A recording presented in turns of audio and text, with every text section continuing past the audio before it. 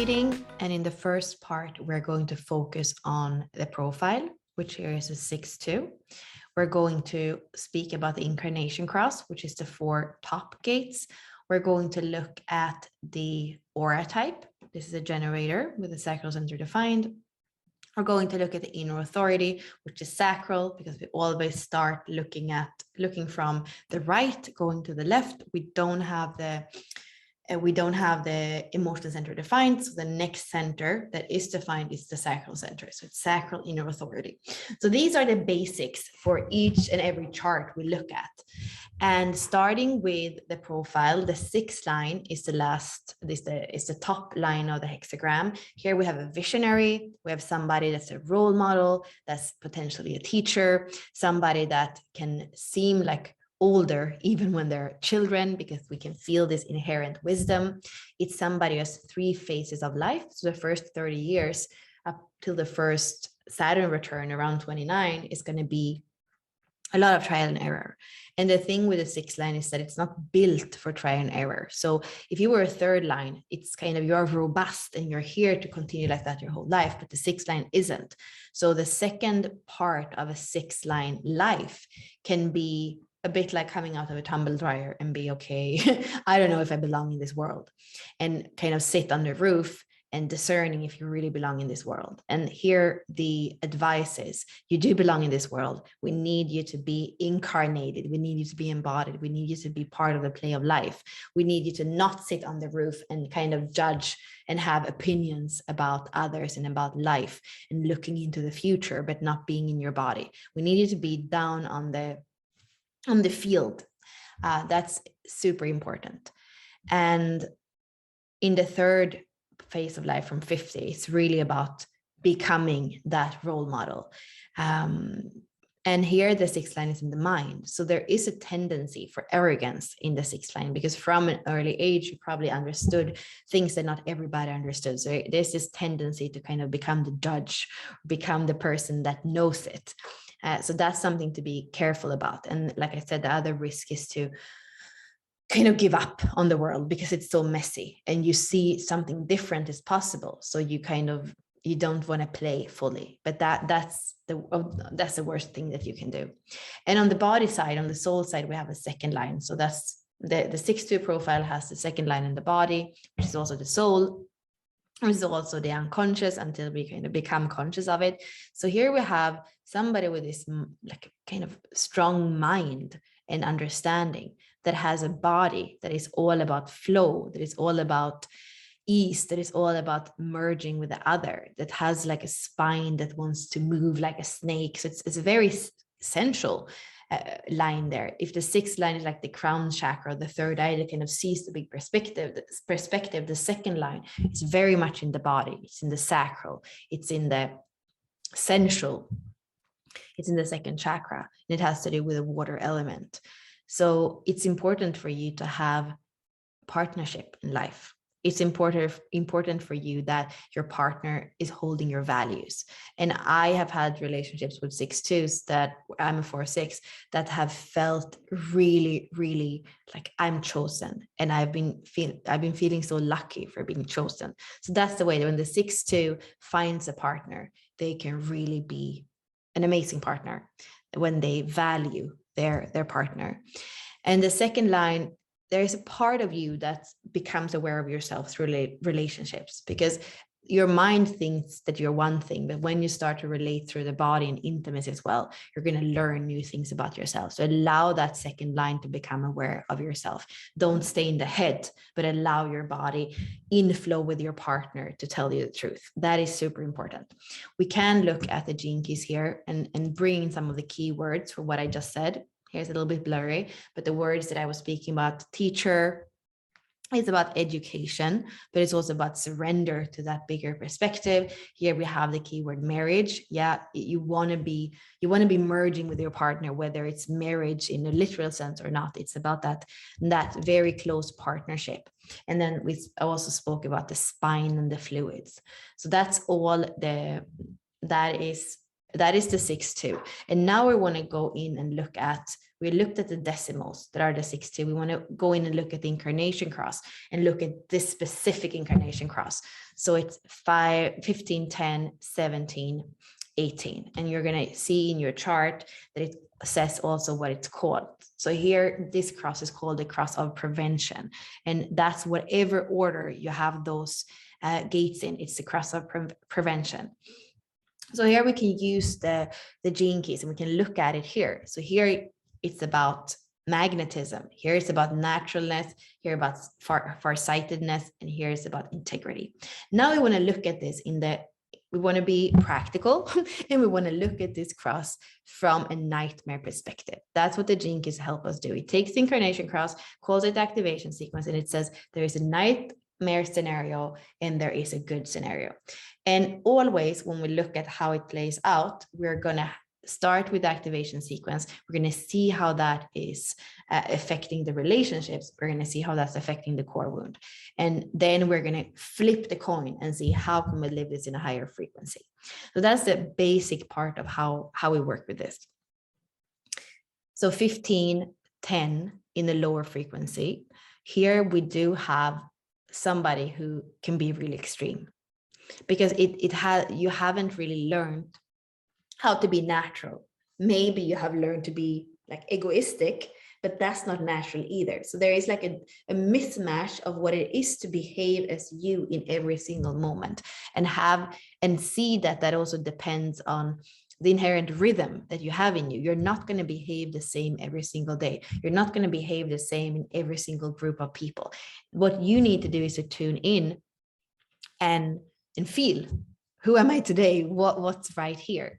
But in the low frequency, you can't. So it's extreme. It's about self-obsession. It's about maybe the mind also thinking that, things are not the way that they should be. And then the soul doesn't feel flow. You don't find the right partnerships.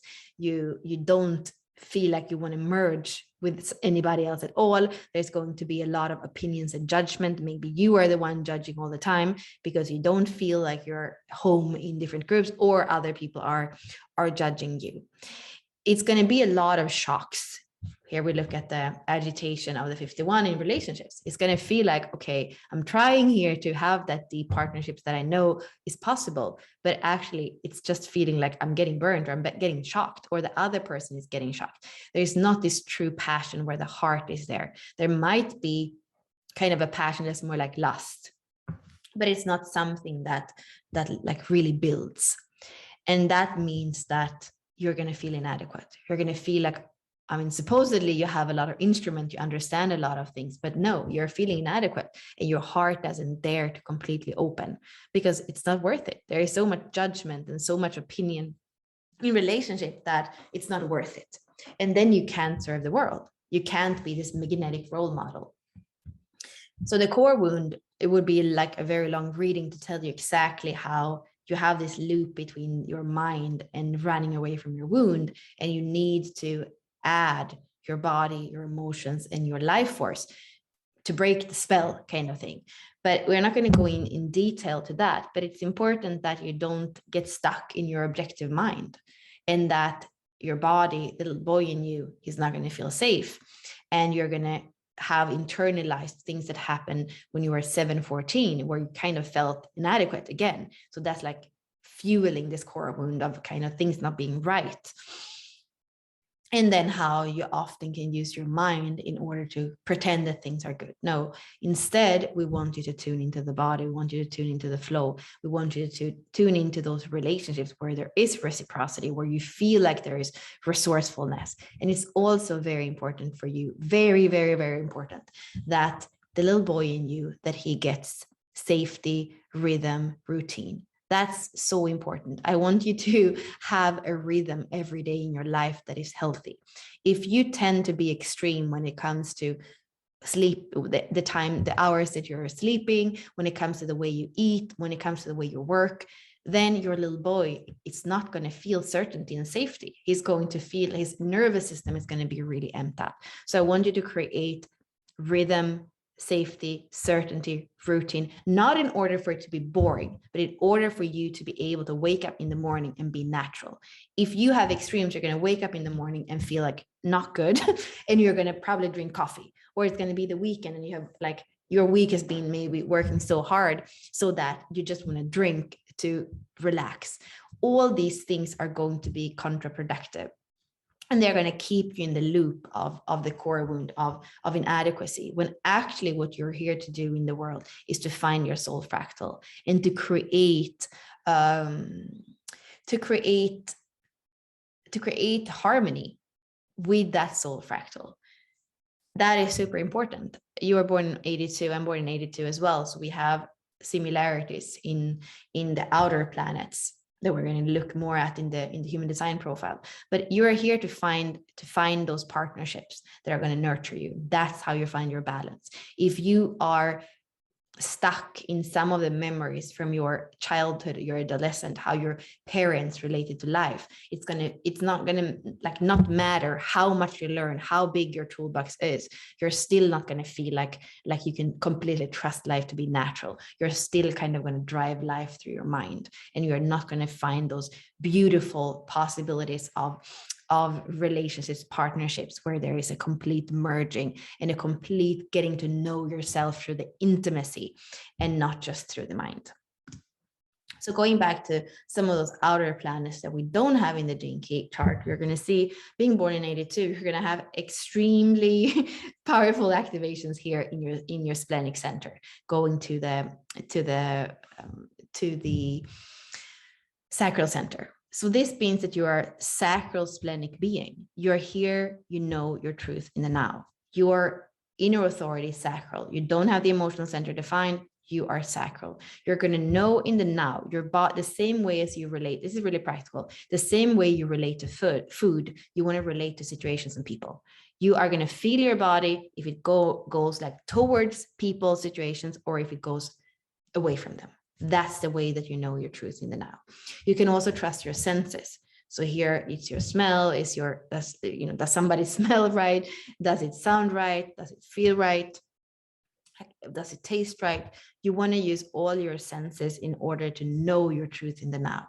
When you have those feelings of you don't know why, but the intuition is telling you something, trust it. It is very important, I think, because the 10 that we spoke about, the naturalness, is connected to your intuition. It's connected to your body. You might actually already live it. You might actually be really good at being natural. But with those open centers, I have exactly the same open centers. There is a tendency that you might try to prove yourself. There's a tendency that you might feel like other people's distorted emotions, turbulence, dishonor, weakness, conflict, reaction, victimization, desire, that just feels like really hard on your vessel. Like other people's distorted emotions are going to amplify in you, so that you are kind of avoiding conflict or avoiding truth sometimes, to not trying to make things nice because you don't want to feel all that in you. It kind of it goes in, and you don't even know how to process it inside of you. So that's one of the possibilities, how you kind of come out from this naturalness and this intuition of who you are, that you are trying to make things nice in relationships, or avoiding conflict, or proving yourself. And then the open-headed ajna, I don't actually see that as, I love when people have open-headed ajna, because it means that you're not here to be certain, you're not here to be fixed. So check yourself. If you find yourself very certain about something, you kind of want to check in, because you're not here to be black and white. You're here, like I said from the beginning, to see the big perspective. And that is really important. When it comes to your energy, it's important that you regenerate every day. So that goes together with the 15, which is your life's work, that you're actually here to not be extreme, but to be natural, and to be in your body, in like kind of very much like an animal. If I, with this spleen, and then we call the 15 the wild man or the wild woman, it's to be very much in your natural state, in your body. And I think the last thing I want to say, well, the Pluto activation, we spoke about it a little bit. You don't want to be stuck in the fear of failure. And maybe you don't even like notice it because it's deep. But if you feel like, if you have this like fear of tomorrow and you're trying to make something in the now in order for something not to happen tomorrow, you know that you're spinning out on a psychological thing that's never gonna work for you. So if you find yourself doing something in the now based on fear of what could happen, then you're kind of stuck in your Saturn and your Pluto, kind of that severe things of like, what if? And that's not the way that you're here to live. You're here to live like preserving in the now what's working. And then tomorrow is going to work by itself. And by following your intuition in the now, tomorrow doesn't matter. And tomorrow is going to be safe because you're safe today, you're going to be safe tomorrow. But it's in the now that you can be safe.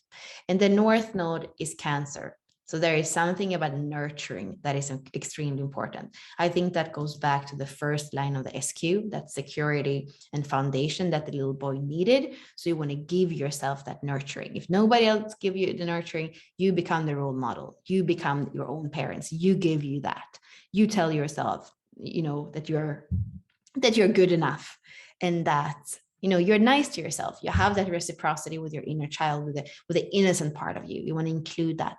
That is super important. That's part of that Cancer love, and the other part is Capricorn. So of course it seems like you know how to work hard, and how how to climb the ladder, but that's easy for you.